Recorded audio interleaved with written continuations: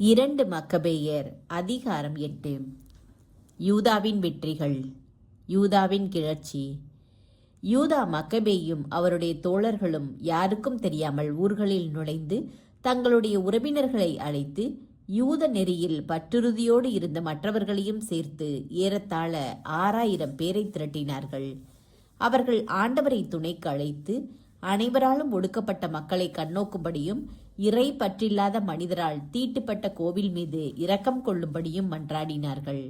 அழிந்து தரைமட்டமாகும் நிலையில் இருந்த நகரின் மீது இரக்கம் காட்டும்படியும் ஆண்டவரை நோக்கி முறையிடும் குருதியின் குரலுக்கு செவிசாய்க்கும்படியும் சட்டத்திற்கு எதிராக மாசற்ற குழந்தைகளை படுகொலை செய்ததையும் அவரது பெயரை பழித்துரைத்ததையும் நினைவு கூறும்படியும் தீமை மீது அவருக்குள்ள வெறுப்பை வெளிப்படுத்தும்படியும் வேண்டினார்கள்.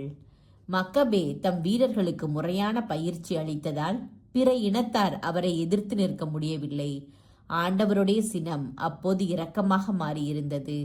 மக்கபே திடீரென்று வந்து நகரங்கள் ஊர்கள் தோறும் புகுந்து அவற்றிற்கு தீ வைப்பார். போர்த்திர முக்கியத்துவம் வாய்ந்த இடங்களை கைப்பற்றிய பின் பல பகைவர்களை துரத்தி அடிப்பார். இத்தகைய தாக்குதலுக்கு இரவு வேளை மிகவும் ஏற்றதாக இருக்க கண்டார். அவருடைய பேராண்மை பற்றிய பேச்சு எங்கும் பரவிற்று. நிக்கானோரின் படையெடுப்பு. யூதா சிறிது சிறிதாக முன்னேறி வருவதையும் மேன்மேலும் வெற்றிகள் பெற்று வருவதையும் கண்ட பிலிப்பு அரசின் நலன்களை காக்க உதவிக்கு வருமாறு கூலோ சிரியா பெனிசியா நாடுகளின் ஆளுநரான தாலமிக்கு மடல் எழுதினார். உடனடியாக பத்ரோக்குலின் மகனும் மன்னனின் முக்கிய நண்பர்களுள் ஒருவனுமான நிக்கானோரை தாலமி தேர்ந்தெடுத்து யூத இனம் முழுவதையும் அடியோடு அழிப்பதற்காக பல்வேறு நாடுகளை சேர்ந்த 20,000ற்கு குறையாத வீரர்களுக்கு தலைவனாக அவனை அனுப்பி வைத்தான். படை தலைவனும் போர் தொழிலில் மிகுந்த பட்டறிவும் கொண்டவனுமான கோர்கியாவையும் அவனுடன் சேர்த்து அனுப்பினான். பிடிபடும் யூதர்களை அடிமைகளாக விற்பதால் கிடைக்கும் தொகையை கொண்டு ரோமியர்களுக்கு மன்னன் திரையாக செலுத்த வேண்டிய 80 டன் வெள்ளியை கொடுக்க நிக்கானோர் திட்டமிட்டான். எல்லாம் வல்லவரின் தண்டனை தீர்ப்பு தன்மேல் வரப்போகிறது என்பதை எதிர்பாரா நிக்கானோர் 40 கிலோ வெள்ளிக்கு அடிமைகளை கொடுப்பதாக உறுதியளித்து யூத அடிமைகளை வாங்க வருமாறு கடலோர நகரங்களுக்கு உடனே சொல்லி அனுப்பினான். நிக்கானோரின் படையெடுப்பை அறிந்த யூதா அவனது படையின் வருகை பற்றி தம்மோடு இருந்தவர்களிடம் கூறினார். கோழைகளும் கடவுளின் நீதியில் நம்பிக்கையற்றவர்களும் அவரை விட்டு ஓடினார்கள். மற்றவர்கள் தங்களிடம் எஞ்சியிருந்த உடைமைகள் அனைத்தையும் விற்றார்கள். போரிடும் முன்பே தங்களை விற்றுவிட்ட கொடியவனான நிக்கானோரிடமிருந்து தங்களை விடுவிக்குமாறு ஆண்டவரை வேண்டினார்கள். தங்கள் பொருட்டு ஆண்டவர் இவ்வேண்டுதலை நிறைவேற்றாவிடினும் அவர் தங்கள் மூதாதையரோடு செய்திருந்த உடன்படிக்கைகளின் பொருட்டாவது அவர்கள் தாங்கியிருந்த தூய்மையும் மாட்சியும் மிக்க பெயரின் பொருட்டாவது நிறைவேற்றும்படியும் மன்றாடினார்கள். மக்கபே தம் ஆள்கள் 6000 பேரை ஒன்று திரட்டினார்.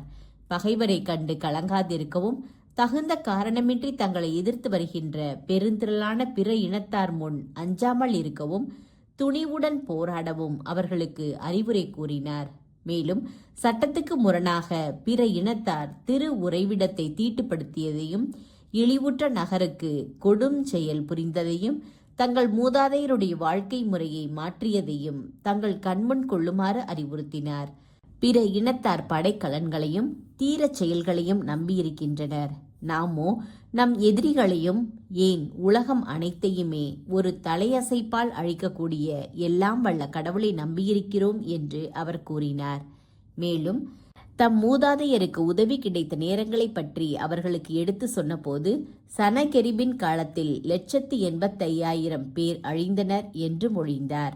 பாபிலோனியாவில் கலாத்தியருக்கு எதிராக நடைபெற்ற போரில் 4000 மாசிடோனியருடன் சேர்ந்து 8000 யூதர்கள் மட்டுமே கலாத்தியரை எதிர்த்தார்கள். இருப்பினும் மாசிடோனியர் நெருக்கப்பட்ட போது அந்த 8000 யூதர்கள் விண்ணக இறைவனிடமிருந்து தங்களுக்கு கிடைத்த உதவியை கொண்டு 120,000 கலாத்தியரை கொன்றார்கள். மிகுந்த கொள்ளை பொருள்களையும் எடுத்து சென்றார்கள் என்றும் கூறினார். நிக்கானோரின் வீழ்ச்சி. இத்தகைய சொற்களால் மக்கபே தம் ஆள்களுக்கு ஊக்கமூட்டினார். தங்கள் சட்டங்களுக்காகவும் நாட்டுக்காகவும் உயிரை கொடுக்க அவர்களை ஆயத்தப்படுத்தினார். அதன்பின் தம் படையை 4ஆக பிரித்தார். ஒவ்வொரு பிரிவுக்கும் தலைவராக தம் சகோதரர்களான சீமோன், யோசேப்பு, யோனத்தான் ஆகியோரை ஏற்படுத்தி ஒவ்வொரு பிரிவுக்கும் 1500 வீரர்களை ஒதுக்கினார். மேலும் திருநூலில் இருந்து உறக்க படிக்க இளையாசரை ஏற்படுத்தினார். கடவுளே நமக்கு துணை என கூறி போர்க்குழல் எழுப்பினார். பின்னர் முதல் படைப்பிரிவை தாமே நடத்தி சென்று நிக்கானோரை எதிர்த்து போர் தொடுத்தார். எல்லாம் வல்லவர் அவர்கள் பக்கம் நின்று போர் புரியவே 9000த்திற்கும் மிகுதியான எதிரிகளை அவர்கள் கொன்றார்கள். நிக்கானோரின் படையில் பெரும்பாலானோரை காயப்படுத்தி முடக்கினார்கள். பகைவர்கள் எல்லாரும் நிலை குலைந்து ஓட செய்தார்கள். தங்களை அடிமைகளாக வாங்க வந்திருந்தவர்களிடமிருந்து பணத்தை கைப்பற்றினார்கள். சிறிது தொலை பகைவர்களை துரத்தி சென்ற பின் ஏற்கனவே நேரமாகிவிட்டதால் அவர்கள் திரும்பி வர வேண்டியதாயிற்று.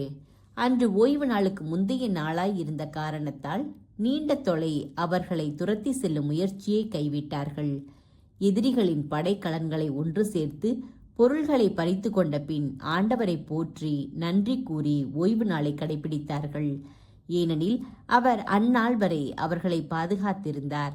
அந்நாளில் அவர்கள் மீது தம் இரக்கத்தை பொழியத் தொடங்கியிருந்தார்.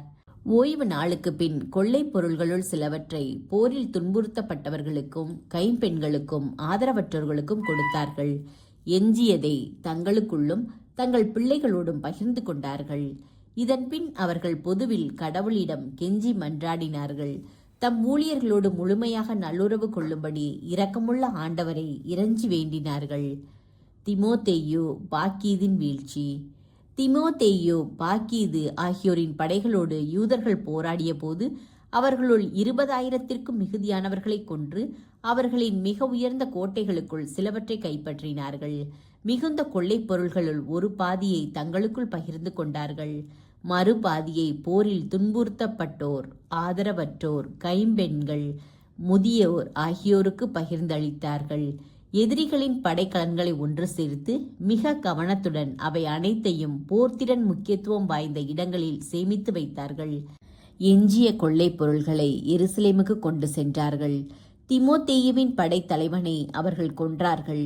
அவன் மிக கொடியவன், யூதர்களை கடுமையாக துன்புறுத்தியவன். தங்கள் மூதாதையரின் நகரில் வெற்றி விழாவை அவர்கள் கொண்டாடி கொண்டிருந்த போது ஏற்கனவே தூய இடத்தின் கதவுகளை தீக்கிரையாக்கியிருந்தோரை சுட்டெரித்தார்கள். இவர்களுள் ஒரு சிறு வீட்டுக்குள் ஓடி ஒளிந்து கொண்ட கலிஸ்தேனும் ஒருவன். இவ்வாறு இவன் தீச்செயல்களுக்கு ஏற்ற தண்டனையை அடைந்தான். நிக்கானோரின் சான்று.